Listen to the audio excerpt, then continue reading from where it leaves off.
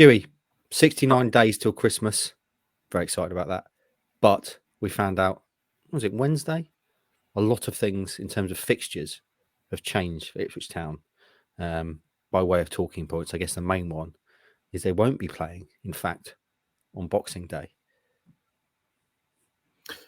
Yeah, I think Alex put something in his tweet. It's only how many times in the last however long? You'll have to... 3 in the 21st century. Yeah. So it was, they had a Boxing Day game called off against Watford in 2010, and then there were a couple due to COVID, back-to-back years, Gillingham and Northampton.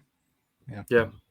So, it's going to be a strange feeling. I was chatting to a few fans yesterday and about the season so far, and a lot of the feedback was a bit bored, to be honest. There's not enough games, and there's too many breaks and missing the midweek action, and now there's going to be a bunch of Sunday matches, no game on Boxing Day.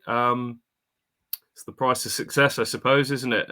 We've said we're Ipswich are in that spot in between not being one of the big boys that are flying off to Europe every other week, and they're not in the EFL where it's completely relentless. So a different rhythm to the season, not just for the players, but for those on the outside as well, and for supporters. So that'll be strange. Obviously, then kind of knock-on effects as well with the Chelsea game getting pushed back. Was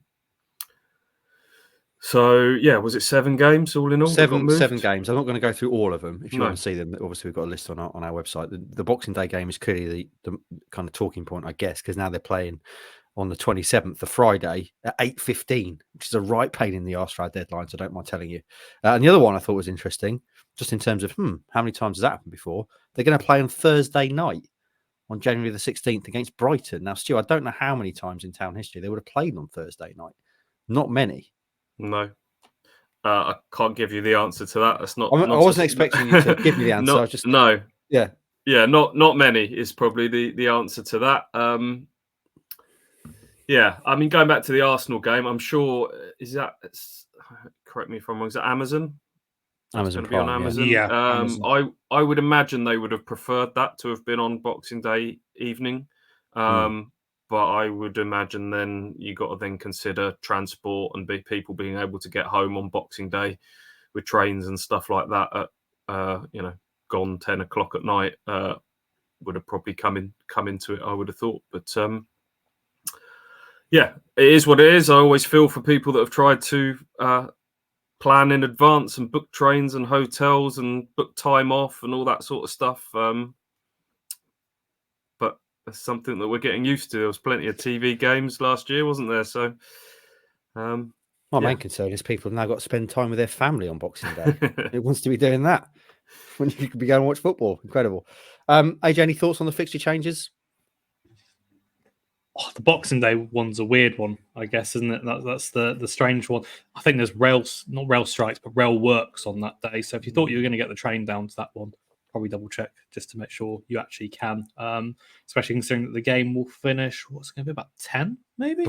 Yeah. So, yikes. I was talking to Ross about it. Is this maybe the latest that an Ipswich game has ever kicked off? Because obviously in the FL, you don't see them kick off later than 8 for sure. So 8:15, have we ever kind of pushed to that before?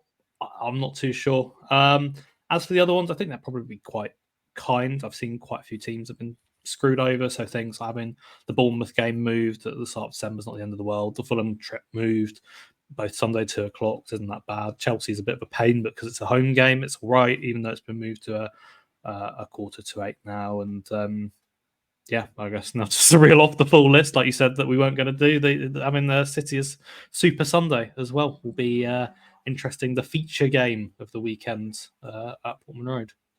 It's a bit of a kinder schedule than like last year because we had the game on the Leeds game 23rd. On the 23rd, wasn't it? That was bad, yeah. Which made for a ridiculous schedule. A lot of managers last year were kind of spoke out about there just being.